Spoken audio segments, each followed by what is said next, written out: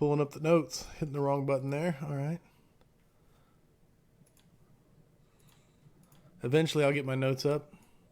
Corley Moore, Firehouse Vigilance. This is Weekly Scrap number 95. Tonight's guest is none other than Blake Stinnett, a firefighter and paramedic in the city of Sandy Springs, Georgia. He is a father. He is a husband. He is also the founder of Next Rung, which has the mission of trying to tackle mental health issues of firefighters and first responders. He has a passion for the craft. He loves training. It is my pleasure to have you as the guest of Weekly Scrap number 95, Mr. Blake Stinnett. Awesome, man. I'm excited to be here, brother. It's Good. going to be a great time, man.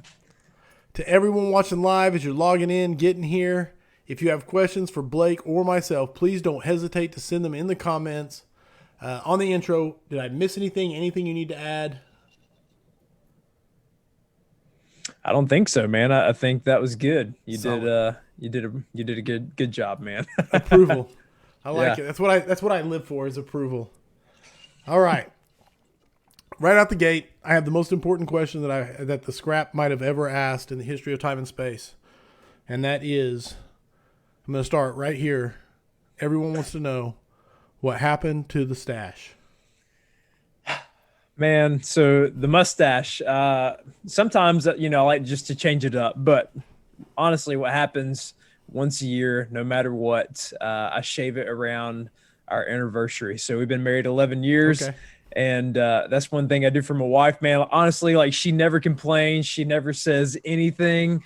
But I also know that she likes a smooth face. So, man, that's one of the things that I do is I shave it around our anniversary. And anyway, so that's it, man. That's what happened to it this time.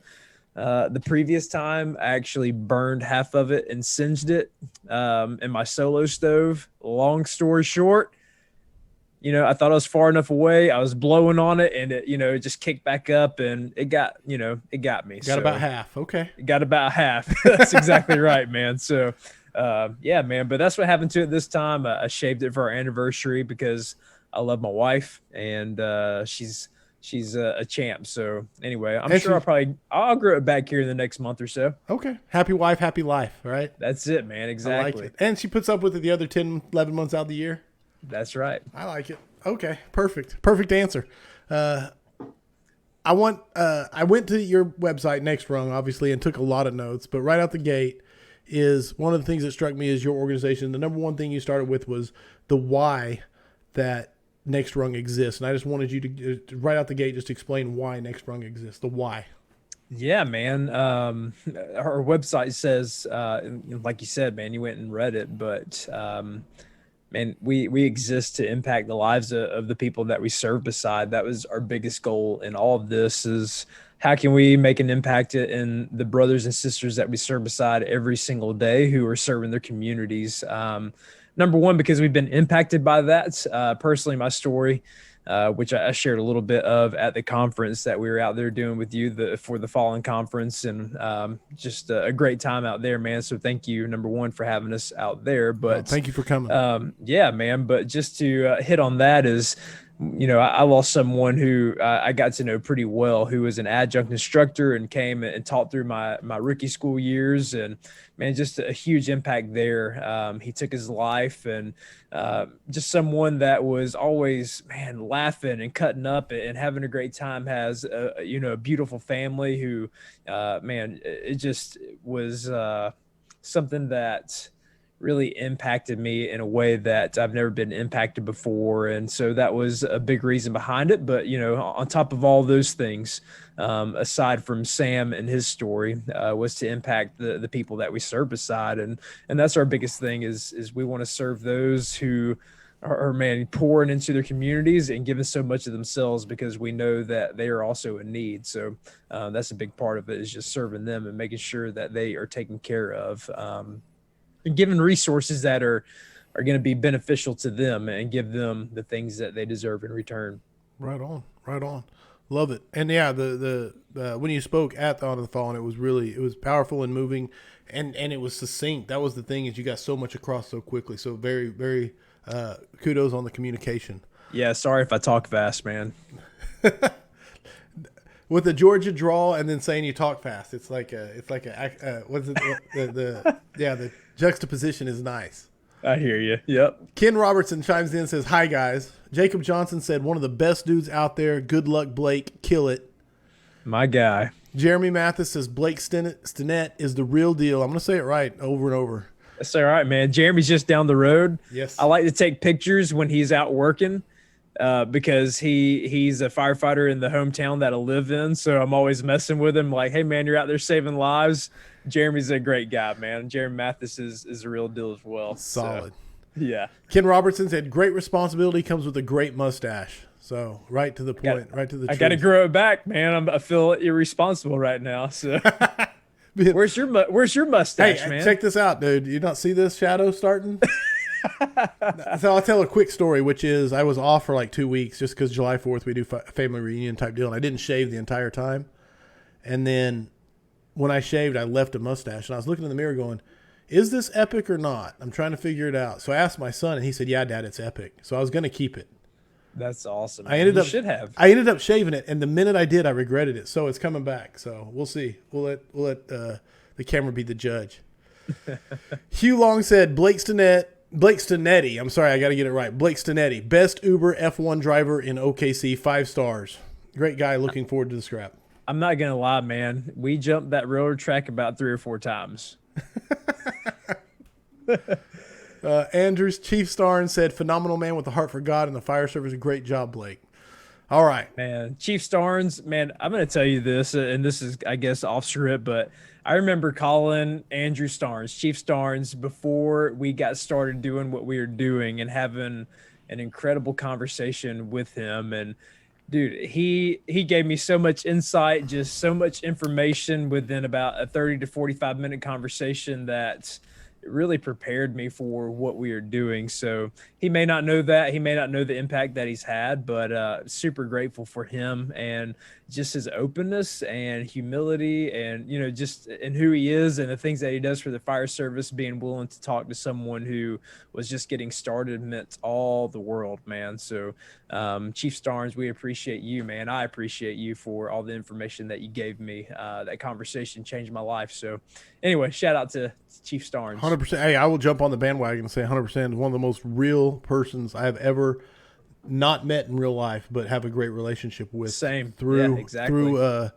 The wonder of the internet and communication. Yes, amazing. Yeah. So who else we got? We got a lot more saying you're the real deal. So obviously you're the real deal. You got a lot of people speaking for that. So that's good.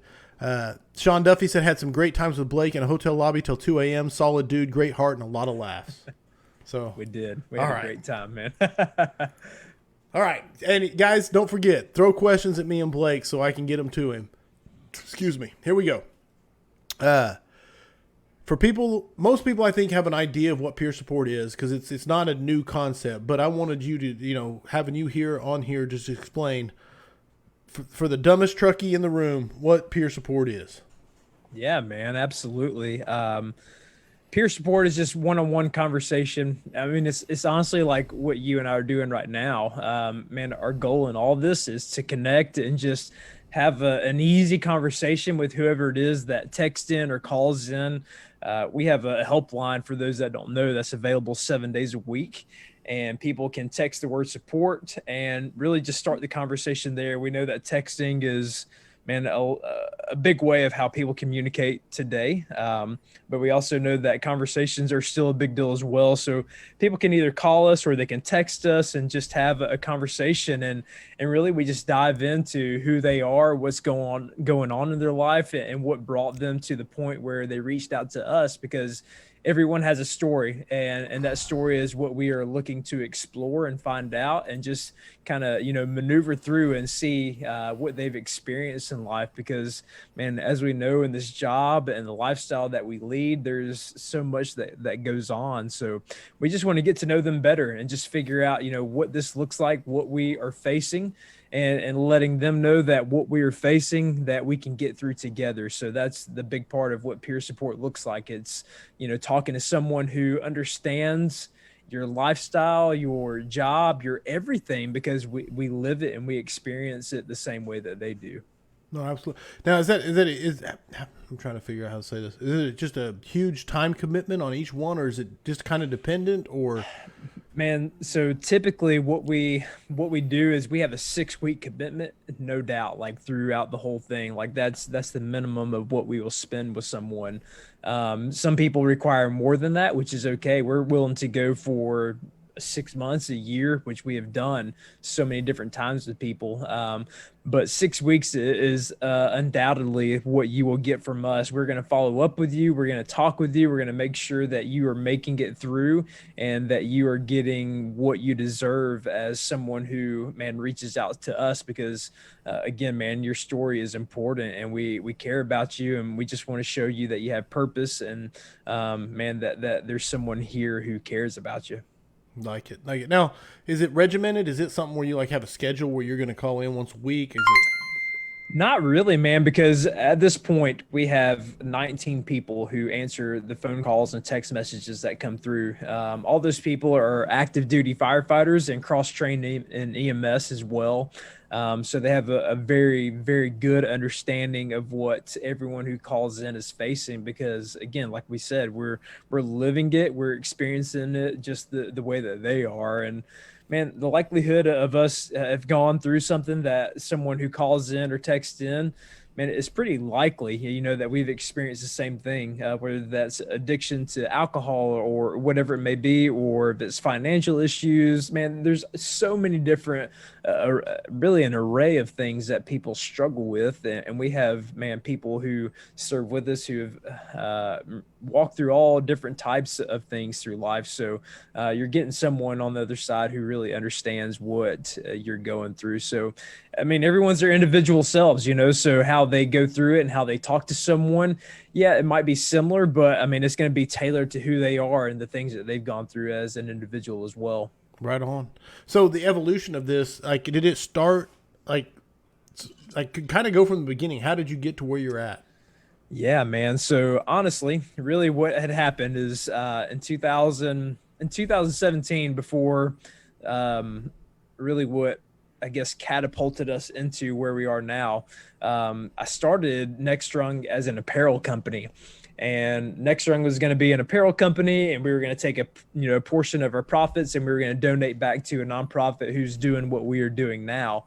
And this is before Sam Garrison took his life, and before we really had this idea of becoming a nonprofit on my aspect of things. But man, we were just gonna sell apparel. We were gonna give back a portion of it, and be this big apparel company that was printing shirts and doing things for the fire service. And as we got into it, I was like, man, we got to do something a little bit different. There's not anyone out there that is doing what I think should be done is really what it came down to. And I don't know if that's like a cocky statement or not, but I just, man, I didn't see anyone doing the things that we are doing at this moment. And since then, obviously, man, there's been some great organizations out there, so I can't say that any longer. But in that moment in time, I didn't see anyone doing the things that we were doing. So I brought our co-director on. His name is Charlie Brown. Incredible guy. Awesome name, obviously. But yeah, man. So I reached out to him, and crazy enough, man, we got to know each other through social media. And he lives in California, man. I'd never met this guy in my life before, and just took a chance on, man, the conversations that we had had and the connection that we had made, just because, man, we had a lot of things going on that were similar, and just his story, man, which would be great to share at some point as well. But through all those things, we decided to become a nonprofit in 2017, and we got our paperwork December, I think 27th or 28th of 2017. So really in 2018 is when we became a nonprofit. And that's when we decided that we've got to do something a little bit more. And so we started our helpline, and it was just Charlie and myself, two of us. And we answered around 125 calls that year of firefighters and first responders who called our number that year. Nice. No, that's awesome, man. It's got to be rewarding too. You know what I'm saying? Absolutely, man. I could tell you story after story of people who have called us and texted us, and man, we try to share that from time to time to show people that, obviously where their support and all that is going is, man, it's well deserved and definitely necessary for the things that we do. Awesome. And you guys are 100% like funded by donations and Absolutely. Yeah. We're a complete nonprofit 501c3. So everything that comes into our organization that's donated is, tax exempt. So people who donate to us at the end of the year can write that off on their taxes. And man, that's a humbling place to be. It's really hard to go out and to be that person that depends on other people because, and obviously with our job and the things that we do, man, we're used to providing that care and to going out and to making things happen. So to be on the flip side of that and relying on others is extremely humbling, man. And I use that term, man, in its true meaning. Like, we are extremely humbled by those who continue to give and support us, because honestly, without them, we wouldn't be able to do the things that we do. We wouldn't be able to provide the peer support. We wouldn't be able to go out to conferences like yours and not charge. You know what I mean? Like, that's our biggest goal in all of this is if someone needs something, we want to be able to provide that for them and say, hey, this is at no charge to you because we care about you. We want to be there and we want to spread the message of what we are doing. And because of the kind hearts of others, we're able to do that. It's awesome, man. That's powerful. And no, I just hope that it was worth it coming out to, all that being said. So, Ken Robertson said that's some strong work and takes 100% commitment, and you guys are killing it. And 100%. Next Rung is killing it. And Danielle Salee said, can't thank Blake and Next Rung enough for helping me. Love what you guys have done for the fire service. And they included a green heart. So the green heart, my people. There it is. All right. It's not just you. That was the other part that you had on that mission, kind of that page that explained Next Rung, but it's not just you. Go with it. Yeah, man. If there's anything that I can relay tonight, aside from everything else, is if you've had the thought that it's just me, I want to say that you're 100% wrong. Like, it's not just you. If I could tell you the people that we've spoken with and the stories that we could share, man, I would tell you that it's not just you. You're not the only one that's had those thoughts. You're not the only person who's ever been in the situation that you are in. No matter where you find yourself, no matter if it's work related or if it's personal life or any of those things, you're not the only one. And I could give you story after story that shows you that. And that's our hope in all of this. If we can just have one conversation with someone, man, I truly believe that it would change their life. It would change their trajectory. And that's something that I ask myself often is, if I could have just had one conversation with someone before they took their life, would they still be here? And I can say from experience that we've had that one conversation with several people who, were on the verge of taking their life, man. Like, there's one guy that serves with us now who just came onto our peer support team. And we had that conversation one day. I remember sitting in the parking lot of a United States post office, like going to drop off packages, of shirts and hats and all the things that we're selling, and having a conversation with this guy for well over an hour. And it literally changed the trajectory of his life, his wife's life, his kids' lives. I mean, everything. And there's people that serve with us who've had those same conversations with firefighters, with first responders across the United States, where it's literally changed their life forever. So it's not just you. We've been there. We all have our own stories. If I could sit down and have time with Corley, he would tell you his stories, and so many other people throughout the fire service who, man, are just like you. So, man, that's what we try to show people, is that it's not just you. You're not alone in all this, and that we're willing to fight, with you and walk with you through whatever it is that you're facing, because, man, we want to show you that you have purpose in this world and that you're not alone. You got people who care about you. Right on. So let's say there's someone out there that wants to start a program for their own department. Is that something the Next Rung helps with, or just gives advice on, or provides like resources for? Is there any resources out there for that? Yeah, man, that's a great question and a question that we get all the time. Um, Man, I was messaging back and forth with Dina Ali the other day, who's very, very, very intelligent and especially like the nitty gritty aspect of mental health, man. Like all the statistics, all the research. She's your person. I'm not, man. Like I'm just gonna be honest. Right Like on, right on. I suck at all the details. Like I'm a big picture person, but Dina Ali for sure, man, like has all the details. A great lady and just doing a great work, man. Like we've worked together, we've helped each other out, and just can't say enough great things about her as well. But definitely, man, we've answered that question a lot. What does it take to start something, and should I start something?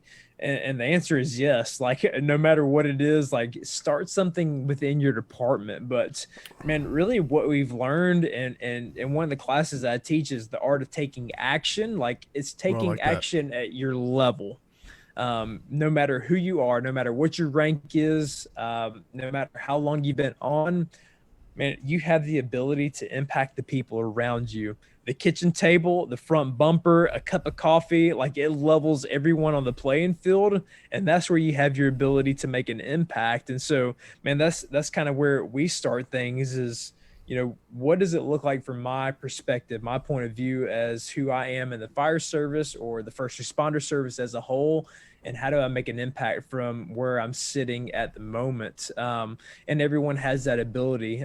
We all have, thankfully, a time where we have an equal playing field. And you know this, man, especially as being a chief and you sitting around with the guys and Absolutely. stuff like that. Like there's an equal time where we can all have a conversation and it means the same thing across the board. So yeah, man, if you have any questions about that, we would love to help you. We would love to direct you in that. We have some resources, some things that we have done personally, the classes that we've taken, and the classes that others have taken. But absolutely, if there's not anything going on in your department, start something and start it from where you are, no matter what that looks like, whether you're an officer or you're a driver, the chauffeur, whatever you want to call it, a tailboard, the senior man, the junior guy on the job, man, at some points, man, we all know the difference between a shitty call and a good call.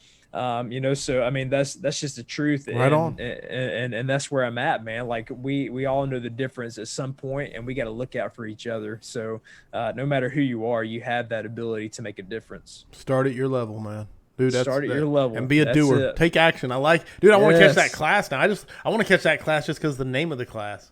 Right. I'm working on a presentation, and it's called Doers: The Lost Art of Getting Stuff Done. Yeah, and so, man, I've taught the class a few times and have kind of revamped it a little bit to really connect the fire service to the mental health aspect of it. Because like you said earlier, man, I love to be on the training ground, man. I love to be involved, and I want to relate that to as much as possible. So we're all about taking action at your level and doing things, man. There's nothing that you can't do, honestly, man. And that's what I love about the fire service. It's rewarding. No doubt, man. Have initiative, take action, be a doer. Robert Queen said, I'm honored to be a part of Blake's team at Next Rung and peer support. 100%. Oh, Robert Queen, man. He's one of our newer guys, just getting started with us. Mutual friends getting in touch with us and suggesting people. It's great, man. So we love Robert and grateful for him and his willingness to serve with our team, man. So he's a great guy. Been in the fire service since the 90s. Ooh. Also a military veteran. So dude, he's got an insight of knowledge that is just beyond me, man. So we're grateful to have people who have been doing this way longer than we have, man. Hey, Robert, don't let it make you feel old. Being from the 90s is not a bad deal in the fire service. I'm jealous, man. If I could have ridden like to a board in the good old days, I definitely would have, man. Tony Nunez chiming in from Florida. He said the worst day in firefighting is cake compared to the work and dedication you and your team are doing every day. Keep it up. Feelings and emotions need to be more comfortable topic. Man, thank you. I appreciate that. Yeah. Philip Grant, first question coming at you, Blake, from the audience. Philip Grant is asking, where do you go for the classes to become a peer supporter? Ooh, loaded question. Honestly, it's really not. There's kind of two aspects. Man, in Georgia, we're a right to work state, so the union doesn't mean a hill of beans, honestly, which is kind of sad. The union is great. The IAFF has an incredible 2-day class that you can take. Dina Ali is one of those people who can teach that class. There's so many others who teach that class across the nation, but that's a 2-day class that you can't go wrong with taking. An incredible class, and just shows you how to get started and doing the things that you need to do. Where I took my classes is the ICISF. You can look that up. It's an international SISM. It's an incredible place, man. And they teach you they have a lot of different classes, honestly. One of the guys that I took it from is out of Marion County. He's actually the chaplain there, which is where Pablo is, and a couple of other guys who used to work there as well. Incredible guy. And they teach an individual and group, but it's the ICISF.org. You can go and look them up, and they teach SISM, I guess, is really, where their heart is, but it's peer support. Really, all it is, man, is peer support. Has rebranded themselves as peer support as opposed to a SISM team. And there's a big difference. I want to just ask you for what SISM is. Critical incident, stress management. I was hearing the S and thinking S, and I could not figure, but okay. Critical incident stress. Yeah, so critical incident stress management. SISM is how it originally started out. Okay. Peer support is where it's gone. And there's a variant between the two. Like, I guess you can get technical, like if you're in this world. SISM is kind of how it got started. Peer support is where it's moving, because peer support is that one-on-one conversation, that interaction between individuals. And there's no definition of time there. Like, you have people checking in on you who are really interested and invested in who you are as a person. SISM is something that kind of strikes in the moment. That's when they do the debriefings, like right. Whatever it was, if it's a mass casualty, if it's, something like 9/11 or whatever, like they strike while the iron is hot. But, one of the things that peer support does is they continue to tackle that issue as it progresses, whether that's a month from now, 3 months from now, 6 months, or a year, because everyone is impacted differently and how the things approach them as an individual. And so that's kind of where I think peer support has an up on things is based on how they approach those things, if that makes sense. No, absolutely. So hopefully I'm not talking gibberish, but SISM is something that kind of strikes in the moment. Peer support is something that tackles that issue in an ongoing method. More relationship based, or exactly. Yeah. It is, man. It's individual to individual. It's not a group of people striking, while the iron's hot and there's 1,000 people there. Because honestly, man, like, you've been in this job long enough, in this career, man, that we love, and you can see that honestly, man, like, in the moment of something happening, that's not when I want to talk about it. Like, I want to think about it. I want to see if I can process through that stuff first. And if I can, great. And if I can't, like, who do I reach out to right at the moment that I need it? And that was one of the big reasons that we started doing what we were doing, because we wanted to offer something that was there when people needed it and nothing else was. Because sometimes, like, we don't feel comfortable going back to our officer and saying, hey, you remember that call 6 months ago? Like, that seems like a long time. And like, what are you talking about? And they kind of get that judgment aspect, maybe not always, depending on who their officer is, obviously, but they may get that judgment aspect of like, man, that was a long time ago. But we're here for whenever that is, because we've had people reach out to us who have been doing this career for years on end. And they're like, man, now it's hitting me. Like, I'm starting to slow down. I'm getting towards the end of my career. I'm getting towards, my moment of retirement, and all this stuff is starting to come back to me. So we want to be there for those people as well. Hopefully that makes sense in what I'm saying. No, absolutely. Absolutely. Now I have a question for you. This is completely off the wall, off script, but the dark humor and firefighter humor, its place in management, and what's your thoughts on it? dark humor. I love it, man. Okay. I love it. I mean, it's how we get through so much stuff, dude. I mean, I literally can't tell you. I mean, like I've cramped up from laughing at dark humor. I mean, it is what it is, you know. I mean, it's how the people in our field cope with stuff. You know, and it just, you know, a slight joke. I mean, there's that meme that goes around all the time. It's like, no matter how serious the conversation, I'm going to make a little jokey joke. Like Right. that's what we do, man. Like that's who we are. We crack jokes at the most inappropriate times, and it's acceptable. And I love that about what we do and the people that we serve beside. There's a comment, man, here about Chaplain Joe Lacanata. That's who taught my classes, man. So I love that guy. Okay. He's out of Marion County. He's someone that Pablo knows extremely well. We had a great conversation on that a few months ago. So just shout out to Tony Nunez about that comment. So Hey, here's the deal. You're the first person who's jumped on and read the comments so that you have your own access. So Man. that's how. Look at this guy with his badass microphone and tech savvy. So you're outsmart. I just want to be like you when I grow up, man. Outsmarting the scrap. That's all there is to it. No, dude, I would love to be able to have you see him in real time too, but I'm not good enough to make it happen yet. So I'm really working on it. Anyway, that's beautiful, dude. I love it. George Robertson had a question for you there. I don't know if you've seen it yet, but he had someone reach out to him for support several months ago, and he completely blew it. He listened but never followed up. Is there a way he should bring this back up to the individual, or should he wait to see if they ask again? Like, absolutely, man. Dude, if I can say this, we're all human, man. We screw up, we make mistakes. There have been times where even us as an organization, like I'm as transparent as they come, man. Like I'm going to tell you how it is. I mean, there's been times where we have dropped the ball, where we have missed a call, or we missed a text message, and it's been like 2 or 3 days. And I'm like, did anybody speak with this person? Did anybody call back? Did anybody, you know, reach out to this person? And we've done the same thing. So, man, one of the things that I've learned is if you are transparent with people, say, hey, I'm so sorry that we missed your comment. I'm sorry that we missed your conversation. Like, how can we help? I'm finally seeing this.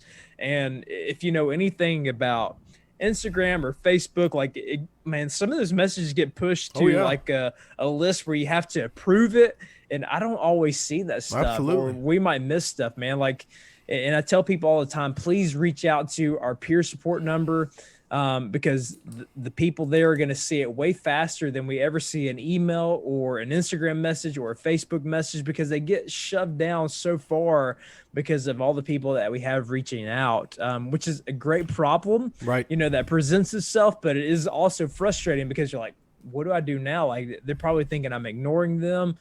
Just be transparent, be honest with them. Say, hey, I'm so sorry that I missed your message. This is what I think. This is, you know, where I think you need to go. Here's the help that you can get. So absolutely, there's never a time where it's too late. If they are still around and they are still breathing, we have a chance to save their lives, to change their lives, and to make a difference in what's going on with them. Absolutely. And just to tack onto it, social media, especially if you have Instagram and Facebook, and if you run a Twitter or whatever, regardless of what you do, sometimes you'll get a message on your Facebook page, and then you go looking on your personal page, looking for that message, because you're like, this was important. Where's it at? And you're scrolling, and you're like, maybe it was on Instagram. You're scrolling. I can't tell you, yeah. Go to the email. You look at your email, and you're like, where the hell was this thing? Yeah. And then it's just buried in there and so it's very frustrating when someone has something like that, and it's not through any sort of maliciousness or ineptitude that it doesn't get answered. It's just, I wish there was just one place you could funnel them all to. But anyway, right? Hey, yeah, I wish I could see every message, but man, there's so many things that get hidden from us just because of algorithms. Like, things get hidden from other people. I mean, it really is a crazy world, man, but that we live in. But we're trying to do what we can and reach the people that we can with the resources that we have. All right. Blake McBride said, would you rather have a peer support program in place in your department or rely on the city councilor program? I'm trying to get something established in-house, but I keep getting pushed to the side. I was a peer member with my last department and still help out where I can now. I think it goes back to one of the classes that we teach is the art of taking action. taking action where you are. Boots on the ground means everything. If you hear me say anything, hear me say that tonight, is that boots on the ground means everything, because no matter where you are, no matter what firehouse you're at, no matter where you're at in the department, you have the ability to take action from the ground floor up. And sometimes, man, like we can get so caught up on, man, someone needs to start something. They need to listen to me. They need to hear my ideas. We can get lost in that, and we can be waiting forever, as for someone at the top to begin something, to start something, and to push it down to those who are serving at that level. So I think it doesn't matter, man, where you're at and who you are, what position you have in your department. You have that ability to start something. So people might look at you strange. They might give you funny comments. They might do everything else in between, but just know that you have that ability to start where you are and to make a difference. And I think that goes back to who you are as a person. Right. If you're someone that people respect and someone that people view as, this person is real, like they're not, bullshitting me. They're not, trying to make up something that they aren't, then people are going to respect that. So I think it starts from that very first impression of what people gather from you. So that's why everything from the very beginning of time of what you do is so important in the service that we are in, man. And it makes an impact in people. Who's this guy that's coming in? Right. You know what I mean? Like right. From the rookie year, from the day that they start, who are they? And if you mess that up, sometimes like it's too late at that point. Like you gotta be legitimate from the time that you start, from the time that you make your debut as a firefighter until the time that you retire. Are you the same person that you were? And that's what people are going to respect more than anything, man, is just that consistency in being who you say that you are. And I think that's one of the greatest things is just taking that action from where you are as a person, no matter what that looks like, just being the same day in and day out. I think that makes the biggest difference in the world. Right on, dude. Consistency, there's no replacement for it. Absolutely. You cannot fake it. And there's one thing I know about firemen is they see through bullshit. So absolutely, we spend way too much time together. Yeah. Jesse Kate asks, are the peer support courses available online or just in person? Say that again. I'm sorry, man. Are the peer support courses available online or just in person? Man, yeah. I don't know. Like that's a tricky question because I don't, man, since COVID stuff, like everything's different. I don't know what is being offered online right now, but I do know this is that if we have the ability to make it happen, it's just the fact of whether or not we're going to make it happen or not. The resources are unlimited. Like you have the ability to do the things that you want to do. And one of the things that we tell people who serve with us is if you find a class that you want to take, we're going to pay for it and we're going to make that happen. And I know every organization is not like that. Like everybody serves with different places and different departments and the resources that they have. But we want to make those resources available to the people that serve with us. So I have a feeling like, man, there are unlimited resources out there. If you get in touch with the right person, they're going to make it happen. And they're going to say, hey, we can teach this class for you. You can have these people sign up. I mean, I know from experience, like I've talked, and I mentioned her name again, Dina Ali. She teaches the IAFF class, the 2-day peer support class. She teaches that personally and has volunteered to do that for our people. And man, like I can't say enough about those type of people. So if you reach out to the right resources, then it's definitely a possibility. We are one of those resources. We'll get you in touch with someone and we'll make that happen, man. Like that's our goal in all this. We're not here to steal the limelight. We're not here to be in the spotlight. We just want to make sure that everyone has the things that they need to take action and make a difference. It's not about our organization. It's not about anyone else. It's about helping those who are coming to us with the needs that they have. Nice. I'm going to catch you Yeah. up because Pablo himself popped in and said, Chap Joe is outstanding, one of the best brothers out there. And so are you, Blake. You are making the fire surf better, my friend. So his name came up a couple times, and now he's here talking. So I wanted to read it out loud, Pablo. So Pablo's the real deal, man. I love that guy. No doubt about it, dude. Passionate dude. I need to get him on the scrap, so I got to reach out to him. You guys can't see my whiteboard over here, but I got a list of like 30 names that are scheduled to be. That's like all the way into next year. Plus, I'm scheduled into right now October 18th. So it's not like there's a ton of people I know that need to be on. And I believe me, I get it, and I get more suggestions every day from great, passionate people. So, and again, man, we're grateful for the the fact that we're even on this podcast, man. This video, this stream. I mean, whatever the scrap is, the leftover scrap. It's what it is. It's just scraps. But no, absolutely. That's what everyone's getting today. The leftovers. No, I'm just kidding. Right, dude. That was the whole reason for the original name. Was it's supposed to be scrappy, but also like these thoughts that were left. Anyway, not the Dina Ali is scheduled. She'll be here at the end of the month, July 27th. She will be on the scrap. So she's got some great knowledge, man. I can't lie about that. She's so detailed. Like, I was wondering, like, when we started this thing, is like, I want to be the opposite of her in a good way. You know what I mean? Like, I want to point people back to her that need the details.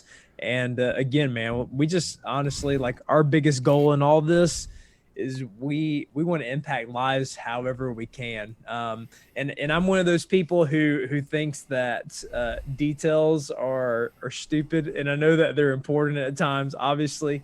But no matter what it is that you have going on, we're not worried about the details. We're just worried about the fact that we can help you where you are in that moment and just make an impact. So, one of the things that I say often is that statistics don't make a difference, stories do.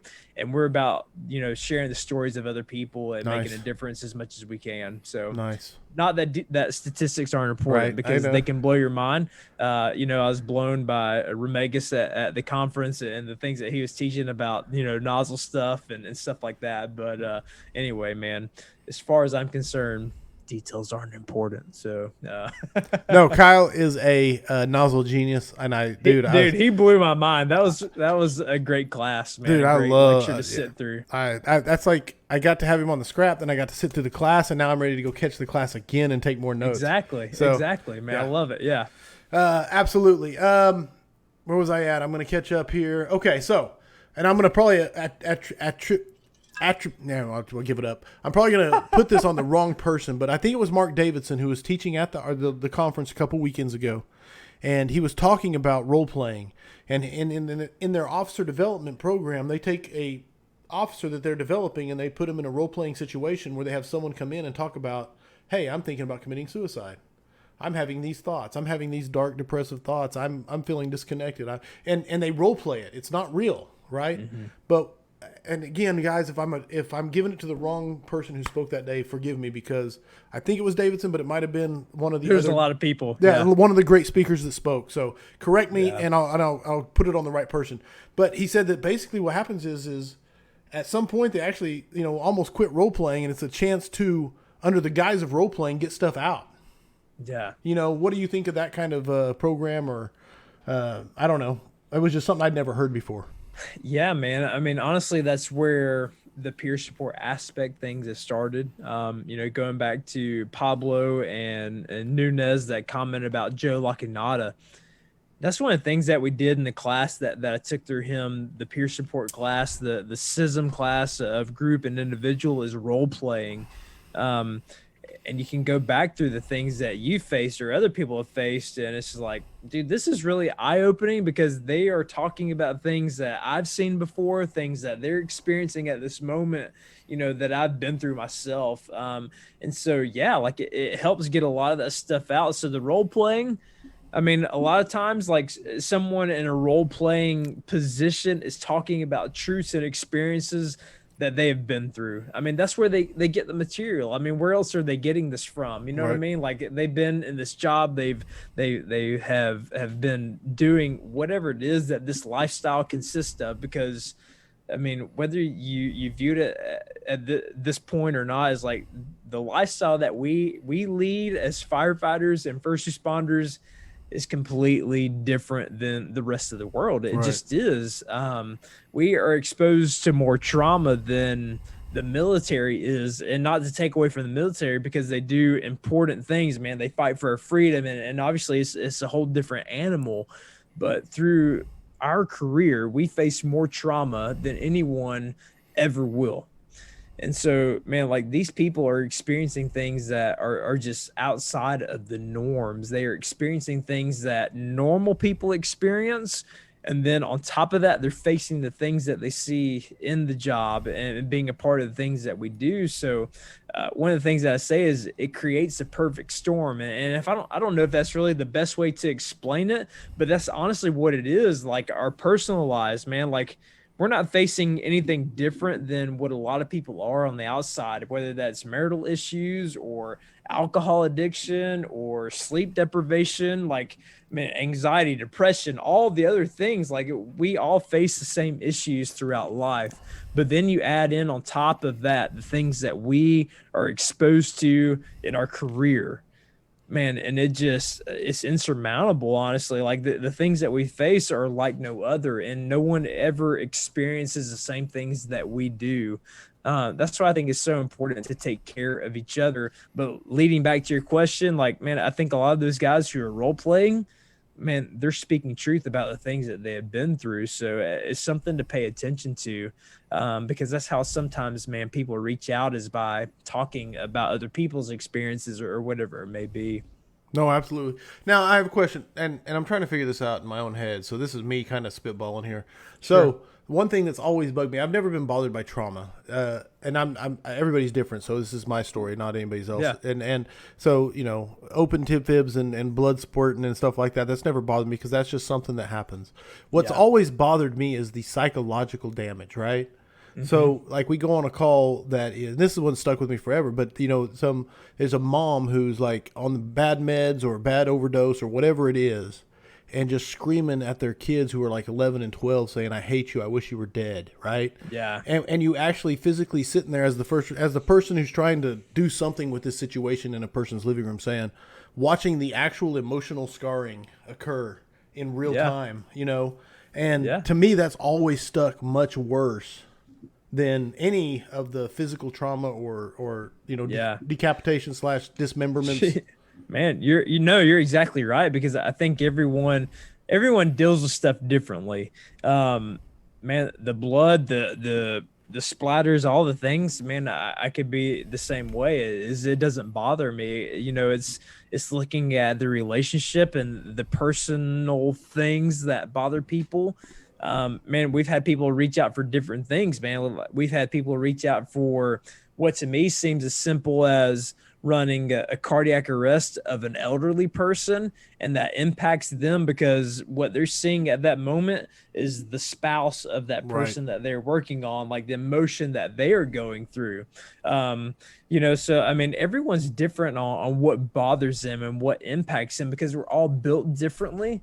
But the truth is no matter how we look at it, that this job, it does impact us, man. It impacts us. And then, it impacts our family in one way or another because of the way that we show up at home, or the way that we react to our wife or our husband or our kids or whomever it may be that we're reacting to. Like, I mean, there's, for me, man, and my schedule is 24 on, 48 off. But I know without a doubt, like if I work a 48 or a 72 or whatever it is, man, when I come home, I'm not the same person as I am if I just work one shift. Right. If I work more than one shift, like I come home like with this, like, I don't know, man, like even today, like I just got off at 48, and like one of the first things I come home to is, man, like I got to get everything clean. Like I'm emptying the dishwasher, I'm loading the dirty dishes in, and it's like 7:30 in the morning. You know what I mean? Like, I mean, everyone reacts and deals with stuff differently based on how they are. But again, all that to say is we react to things differently. What bothers you may not bother me, Right. and what bothers me may not bother someone else. Right. But realistically, like this job impacts us in the way that we live our life and the way that those we are involved with on a daily basis live their life, if we allow it to. So, no matter what your story looks like, man, your story is important is what we're trying to Right on, communicate. right on. No, you stay we on want point. to, Yeah, yeah, absolutely. man. And we want to make sure that that's something that we can address because we've had that, I mean, we've had stories as simple as, a cardiac arrest on an elderly person.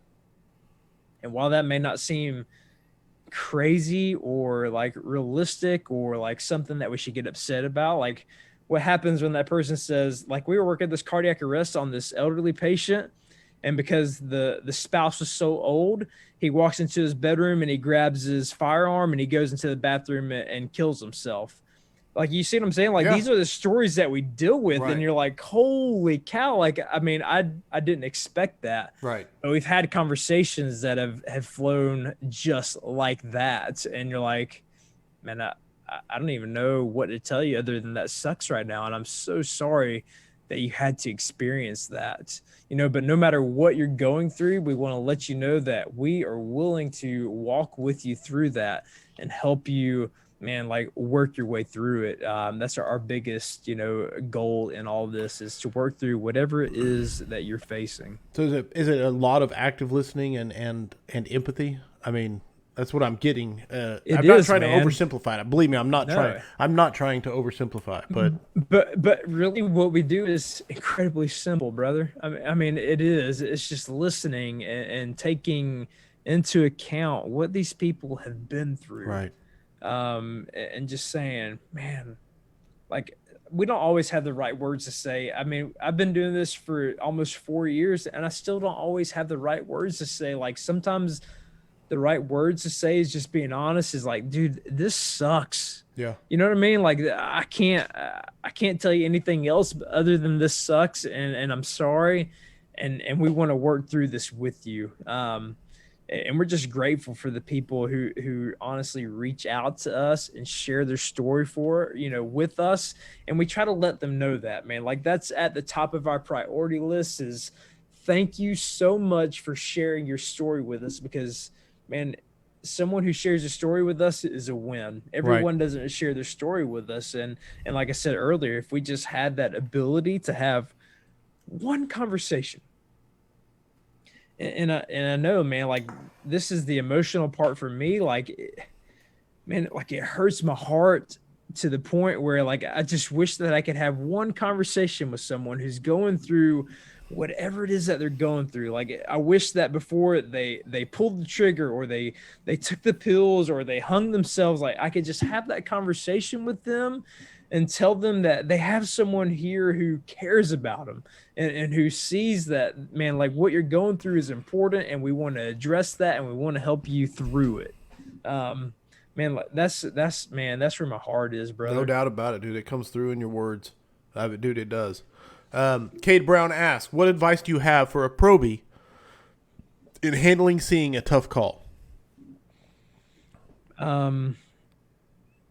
Honestly, I think it's this, man. Like, I hear this so much with, like, training and stuff, and that's one of the things that I'm trying to do is relate, like, what we do with the mental health aspect to the training aspect, and the love for the fire service. If you don't have people who support you within the four walls of your firehouse or within your department, reach outward, because there are people who care about you and the things that you have to say, man. Like, there are people there who care about you and who want to pour into you and who will tell you the truth. So, man, I think that's one of my biggest pieces of advice, is if you can't find it within, reach outward, and you're going to find it. I promise you that you will, no matter what. Nice. All right. Pulling up. Get the notes back up, seeing what else I want to hit before I ask you about books. I don't want to touch on stigma because I want to get to this. You love the job, right? You are Absolutely. You are so much more than Next Rung. That's what I really want to get to. Yes. You are known for Next Rung. Don't get me wrong. I'm not downplaying Next Rung. But Yeah. when you came out to our conference, yeah, you spoke on Next Rung. You had your booth and everything, and it was much appreciated. But, dude, come hands-on training day, you were out there in bunker gear, getting your sweat on, in the humidity, in the heat, getting reps, getting sets. It was awesome, brother. And Yeah. I really want to get that across. Yeah, man. That's one of the things that I've found has been the most impactful is, man, without a doubt, the fire service as a whole, dude, like I've loved this from the time that I was a little kid, and I've always wanted to be a part of it, and I've always been searching for a way to make that happen, man. And if you don't know my story, I would love to share that for you, but it wasn't until 2015 that I was able to move into that full time, and I absolutely love this craft. I love everything about it. Like I want to train, dude. Everything about it, man. Like I just want to be there. I want to be in the midst of it because you don't have to hold back, dude. You can give your story right now. I mean, you can start from man. You start from the beginning and go. I could have started there, but go ahead. I don't want to. Yeah, man. So if you don't know my story, I was in ministry full time for 8 years. And so, man, in 2015, like I made the swap from full-time ministry, like working in a church. Like I worked with students, with parents, with kids, like everything, man. Like that's what I went to school for. I have an undergrad in psychology, a master's in theological studies. Nice. Like I was serving inside the church. But one of the things that continued to just ring in my mind is making an impact in firefighters. That's kind of transcended obviously into firefighters and first responders because we see the value in all of that. Sure. But to make an impact in firefighters, and I didn't know how I was going to do that, but I did grow up around that. The county that I grew up in was completely volunteer until the time really I got into high school. And so my dad was a fireman, and I just, nice. Man, I grew up around that and I loved it. And I got to, respond to calls with him because nice. We were in the car when structures would bang out, like all the crazy stuff, man. Like I got to see that and experience it and fell in love with it then. And man, I volunteered for a couple of years when I first got married.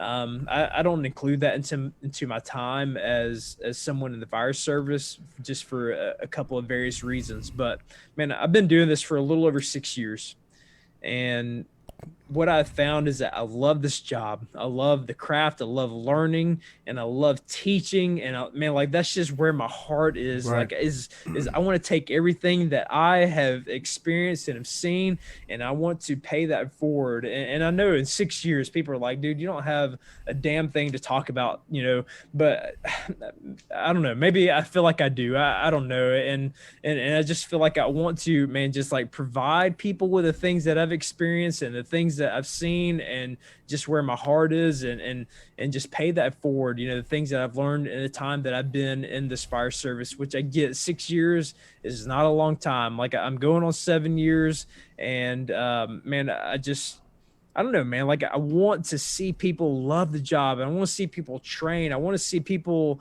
man, no matter where they are or where they've come from, knowing like they got to pay their dues to continue to be the best person in this job possible. So, man, I absolutely love this job. I want to train as much as I can. It doesn't matter if I'm the only person out there training or if we have a group of people out there doing it with me. I'm going to get out there and I'm going to do it because that's what the people deserve who we are coming to save. And that's where I'm at, man. Like I want to get into the nitty gritty of everything.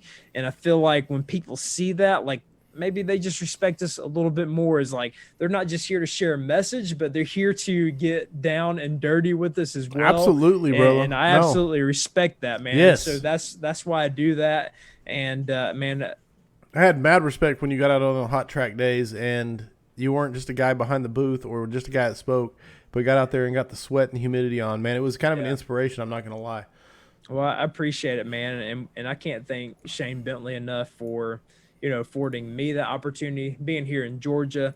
And many people may not know this, man. Like one of the things that I did outside of Next Rung is, man, I tried to start a training company on my own called Open Bell, and it was around for a little bit. And Drew is still kind of maneuvering that stuff a little bit. The guy that I was partnered with, but I slowly figured out this is that I can't spread myself too thin, but one of the things that I can do is share my passion for this job and also share my passion for the people that we serve beside. And that's what I want to do is show them that you can have both. You can be a damn good fireman. You can be the best fireman on the freaking job. And you can, like pour into people and care about them and show them that they are important, man. And like so many people don't realize that and they steer away from that or they're scared of showing that. And I don't get it, but I want people to know that you can care about people and you can be the best damn fireman that you can be at the same time. Sorry, I got to timestamp that little tirade you went on because that's really good. Sorry. No, it's beautiful, brother. And you said you got to be careful not to spread yourself too thin. You got to be hyper aware of that because you can absolutely, because like you said, you say you can't spread, you can spread yourself so thin that holes start appearing, and you got to be careful. You got to be aware. You got to be self-aware. I love it, man. Okay, so we're approaching an hour, so I'm going to start throwing books at you, and I want to hear what book. I don't know if you're a reader or not. Obviously, you have a degree in psychology and a master's in theology. Yeah, so you have to be somewhat of a reader. So I'm excited to hear what book or books that you think firefighters should read. And I want to qualify and say it does not have to be firefighting books. A lot of people feel like they're locked into that genre. That's not what I'm after. I'm after what do you think firefighters should read? Yeah. Man, no pressure, by the way. No, that's a great question. Man, I think I'm a father, I'm a husband, and I'm a man. Obviously looking at me. No, I'm just kidding. Man, one of my favorite books, honestly, is called Play the Man. It's by Mark Batterson. And it just really made me look at who I am as a father and as a husband and as a man, like to my children, to my wife, and all these things, because I believe that that's so important in who we are as a person. And I get every person that listening to this is not a man, because we have females in the fire service who are kick-ass at the job and do an incredible thing, and they have their own role within the fire service, man. Like we all do the things that we do, but as a man and as a father and as a husband, Play the Man by Mark Batterson, just gave me so much, so many ideas and things that I want to do with my son and with my daughter, and just make the biggest impact in their life as possible, make the biggest impact in my wife's life as possible. Like, I'm a family man day in and day out, and man, like, I know the things that I do, the job that I hold, like, it takes away from them.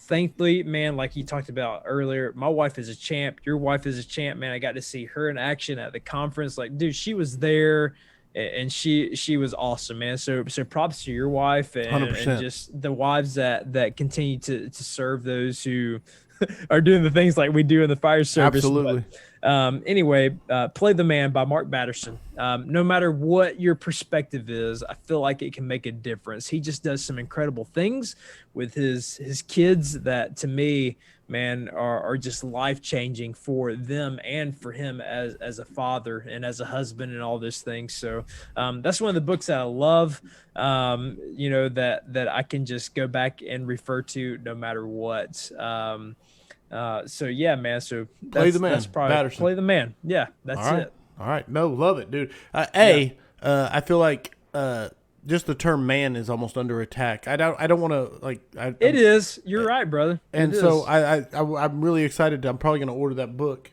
as soon as the scrap is over.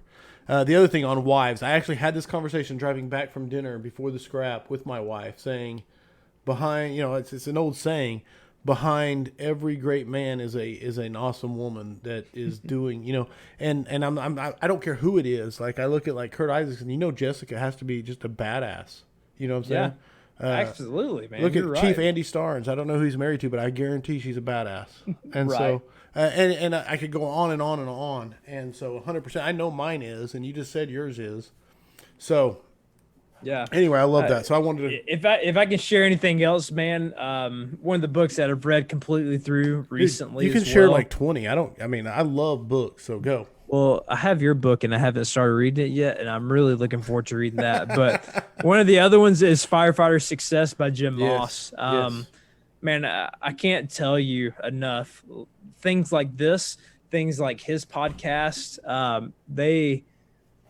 we just had someone reach out recently who said that if they wouldn't have heard the podcast that I had with Jim Moss, that they wouldn't have reached out and they probably wouldn't still be here in this world. Dude, like, it's pretty powerful, man. That's powerful. It's emotional.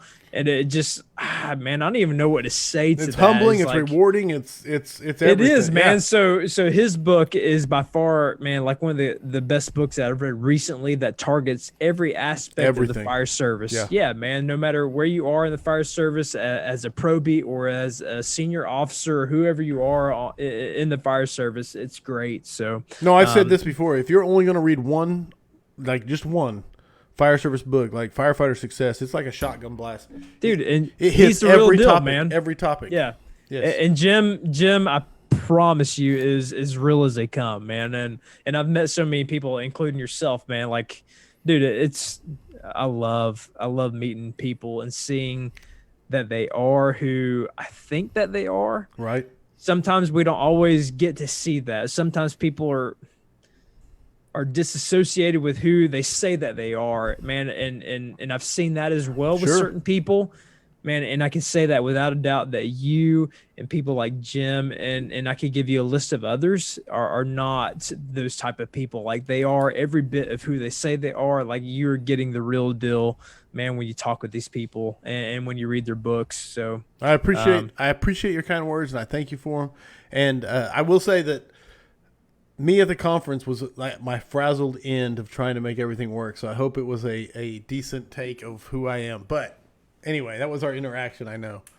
Yeah, it was great, man. I enjoyed the whole thing. So, all right, there it is. We have a thing we do on the scrap, and it is called the 5 questions for firefighters. The answers are 100% your opinion, and the points are completely arbitrary and assigned by me. So it's like, whose line is it anyway? Basically, I like it. 100%. I love it. Yeah. Showing your age. Youngsters out there. Yes. So, Blake, are you ready for the 5 questions for firefighters? I'm ready, man. I'm ready. Here we go. Number 1. What is the number 1 issue facing the modern fire service? That's a loaded question. I'll tell you what I've seen recently. Personal experiences and things of that nature is I feel like people taking positions just because they can.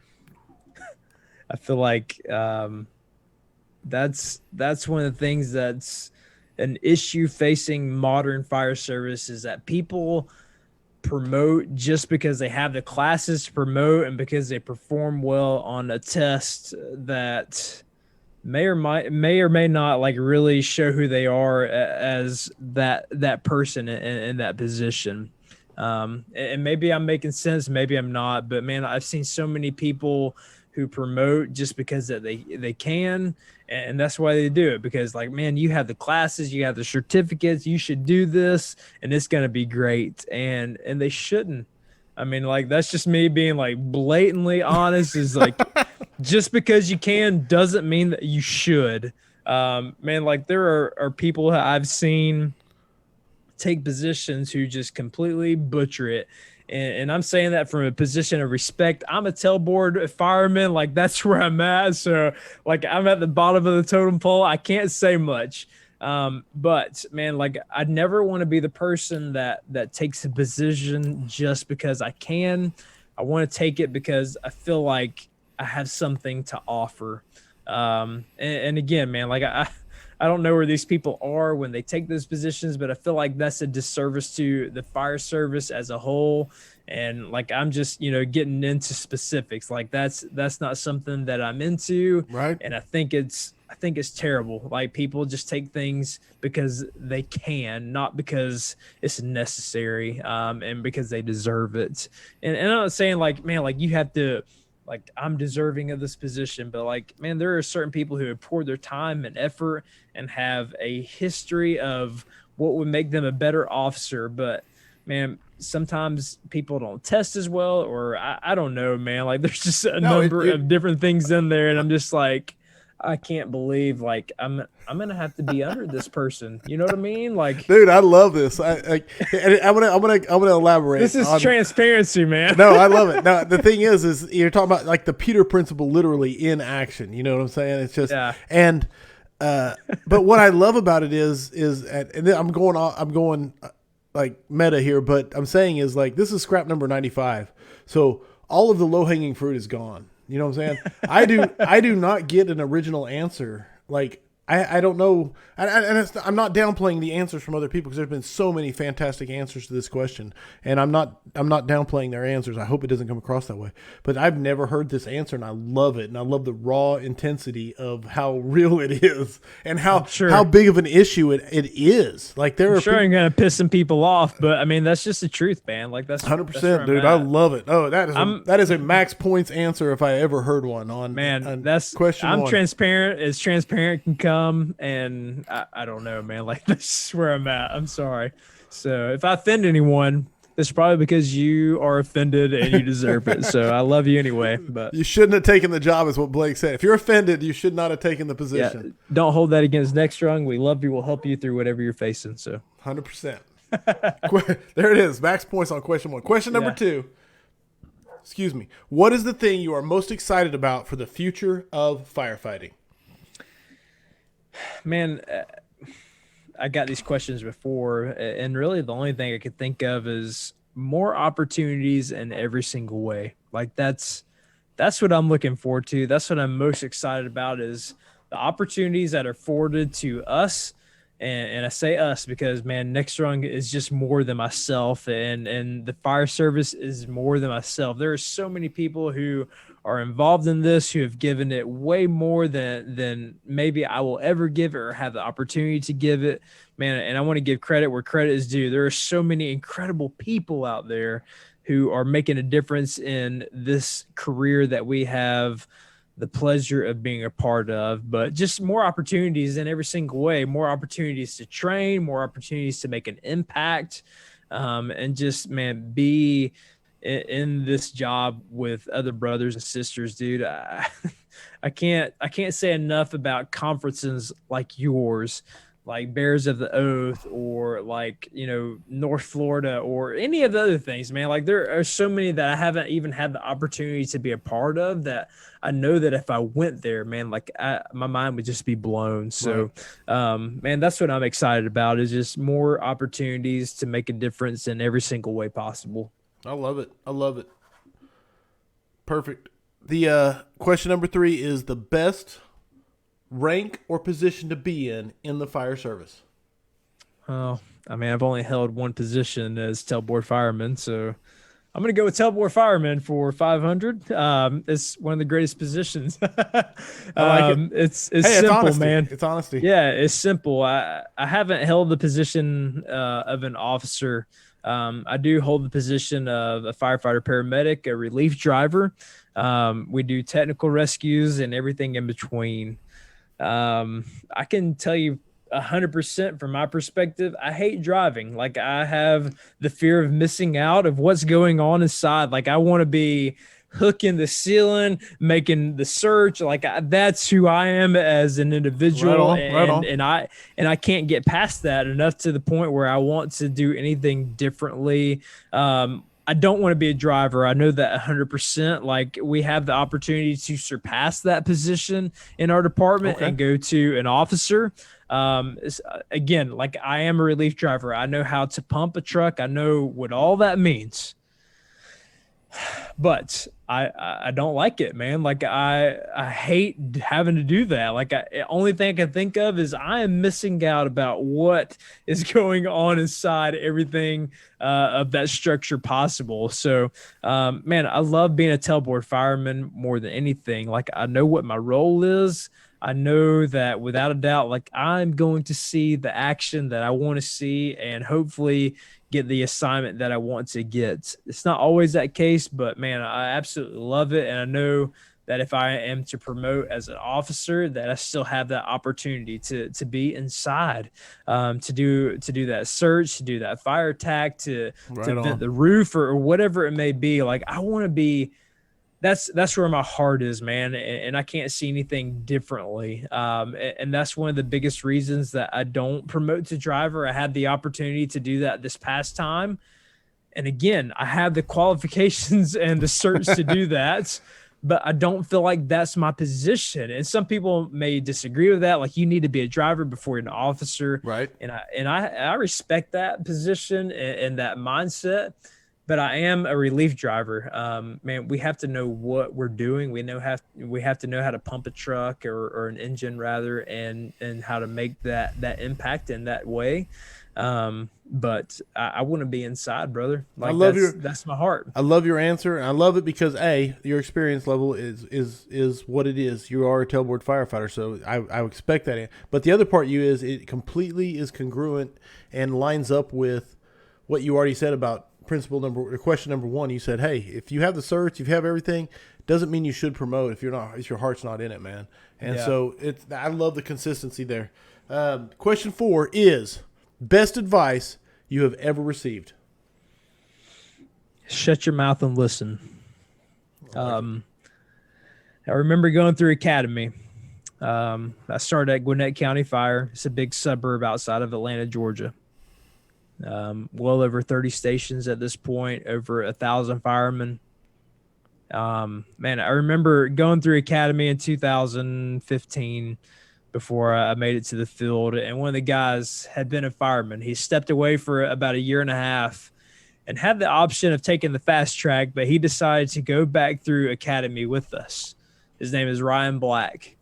I don't know if he's listened to this or ever will listen to it, but one of the biggest pieces of advice he ever gave to us was shut your mouth and listen. Nice. And that has been the hugest impact in my life, from the fire service to what we provide as Next Rung, is just shut your mouth and listen. Turn your ears on, turn your mouth off, and just, do what you can. So that's been my biggest piece of advice that I've ever taken. And even to take that into, and just give you an example, man, I remember making the transition from Gwinnett County Fire to Sandy Springs Fire, where I'm at now. I've been there for 4 years.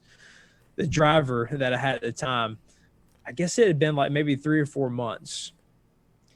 And we finally had like a legitimate conversation. He was like, holy shit, bro. Like, I never thought you were ever going to speak to me.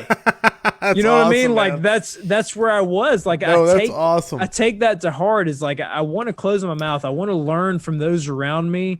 And I want to do and give the best that I can to those around me that I'm serving beside, and to the community that I'm serving. So I feel like I'm talking a lot tonight. Obviously, that's the point of this. Absolutely, brother. One of the things that I do is I shut up and listen. That's what I do. Go ahead. I try to shut up and listen, man. I try to keep my mouth shut, and I try to listen. And so I try to make it like one of those things, like if I do say something, hopefully the people around me value that. And I'm not saying that my word is valuable or that people should like treasure it or anything like that, man, because I'm not that person and don't deserve that. But hopefully that, when I speak, people respect that, because, man, I just think in this job and in this career that we have, one of the greatest things I've ever been a part of is, man, you got to do your time before you can just start spouting off at the mouth and talking and stuff like that. So, man, just close your mouth. If you're anyone, no matter what you're doing, if it's a rookie position, a new position as a driver, an officer, whatever, soak in what you can from the people who are at the same position as you, from the position above you and behind you. Like, soak that stuff in and listen to what they're saying and take that into account before you speak. Like, don't just think you have the right to speak. But I don't know, man. That's just where I'm at, brother. It's awesome, man. No, hey. I don't know what else to say, man. I'm telling you right now, I love your answer. I give max points to shut up and listen. It is a great piece of advice. And absolutely, no. And you speak to it like words have value. Words absolutely have value. And it's just like money. And this is actually a lesson in my 9 L's presentation. Not the point. I don't want to go on a lesson plan here. But what I'm saying is I equate it to inflation. The more words you use, the less each one is worth.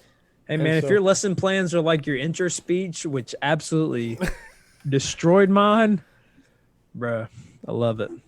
Love it. I can't wait, man. Thank you. But 5 questions. Last question. I love my favorite question. You got me sidetracked. Heavy fire, searchable space. Would you rather be assigned to the nozzle or first in on VES? I'm going to go with first in on VES.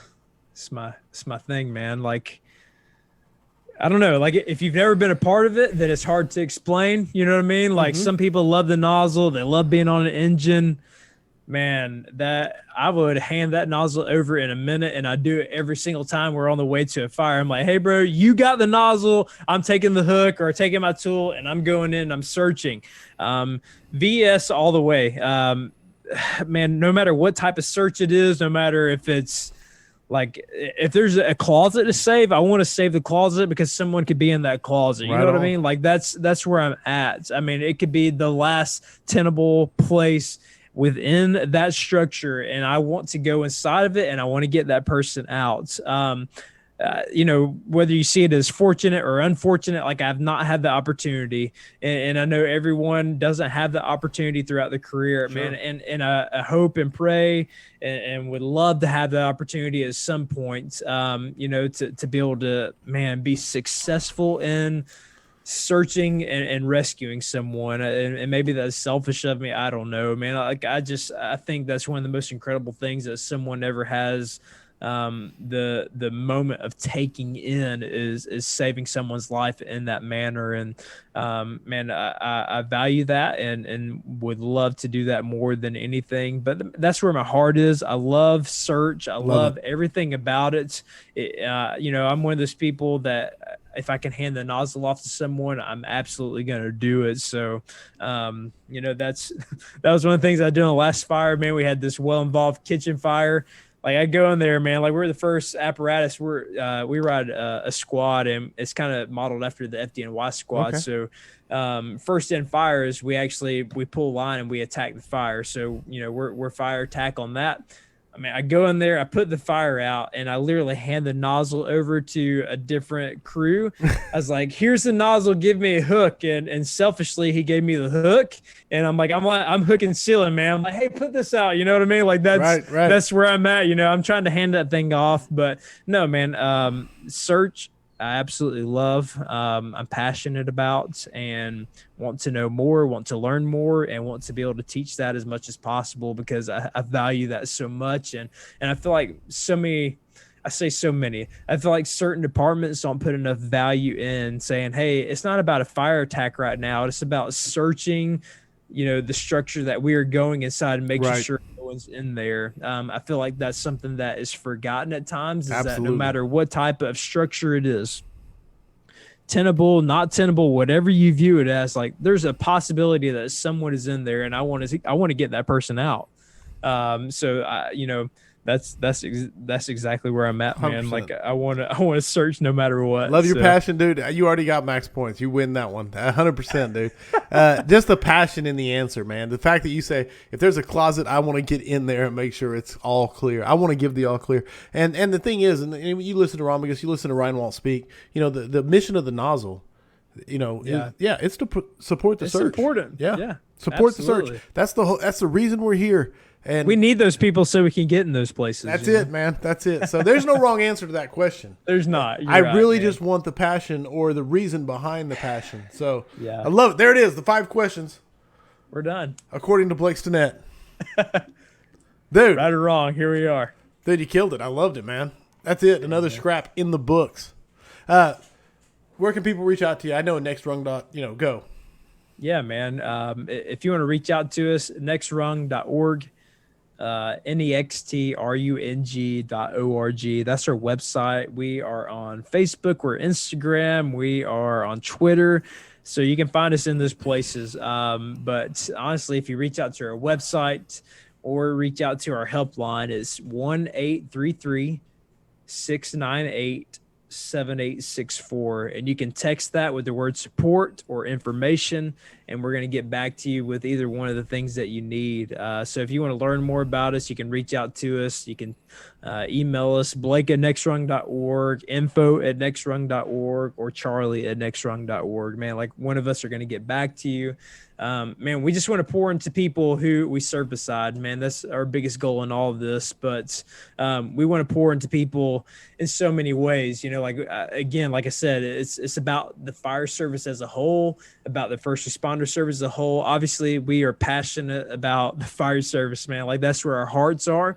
But we know, man, that the first responder service as a whole is extremely important as well. So we want to be there, man. We want to train with you guys. Like, I want to get in the nitty gritty. Like, I figured out that at this point, man, people may not be willing to sit through a class about mental health or listen to any of the gibberish that we have to say. But if I can, sit and go through a hot class or whatever it is and get hands on with that person, man, that's money, brother. Dude, you know what I mean? Like, yeah, you've connected. That's where I want to be, man. Nice. And I love that because I'm getting experience. I'm getting more training. Like, I'm getting to talk with people. Man, it's absolutely incredible. Yeah. But nextrung.org. You can reach us there. We're on Facebook, Instagram. Solid. Tell your families, tell your friend. Don't hide your wife. Don't hide your children. We're pretty friendly. So there you go. There it is. Nextrung.org. All right, brother. Hey, I appreciate it, man. And so there it is. Okay, coming up 3 days, because the scrap, and everybody asks me, like, what day does the scrap go live on? I'm like, listen, I'm a firefighter. I work a firefighter schedule that's screwed up. I won't even explain it. Today I'm working with a guy that works a 24/48. The next guy may be on something that's like a 48/96. And so it's just every week it's on a different day. It's just whenever the guest schedule lines up with my schedule, that's when it happens. And in 3 days, on the 12th, Rob Ramirez, National Rescue Consultants, yeah, solid. Great guy. I love that guy. Yeah, he was just at the conference last couple weekends ago, and he's dreamy. Oh yeah, he's a hunk. He's hunk qualified. So someone tell him that he's dreamy and he's a hunk. And besides that, solid dude. And so anyway, he's coming up. After him, Todd Edwards, your neck of the woods. Todd's a great guy, man. Love him. And then we already mentioned Dina Ali's coming. Great. Yep. And so Dude, that's solid lineup. That's brother. July. That's just July. So, and someone I should have followed all those people. But. No, you're killing it, man. You killed it. So I try to talk about you guys. I know everybody dogs on my coin collection. Okay, it's growing. Okay, so I don't need more hate mail telling me to get more coins. I've got mine's over here. I don't know if I can shift it over. You trying to? Oh yeah. Okay. See, Blake's shaming me. Yours is bigger than mine though. So well, your flag is anyway.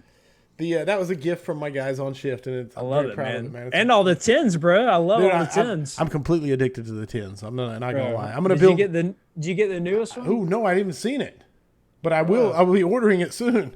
It's worth the risk, man. Like this is what I'm gonna have search is all about. I didn't even know that was out. So okay. Yeah. I know I'm getting ready to build a shelf above that to start housing my tins. I may even lower the flag. Okay, so coins. I want to knock this out. Here's the deal, guys. I got a lot of coins at the conference from a lot of people. I asked each one of them I said, please send me your information and the information about the coins. I love talking about the coins, the symbols on them, what they mean. I absolutely got very few emails explaining them, so I'm just going to go through them. I got one from Fort Hood, Texas. I apologize to whoever gave it to me if I'm not able to shout out who gave it to me. A beautiful coin. It's going into the collection.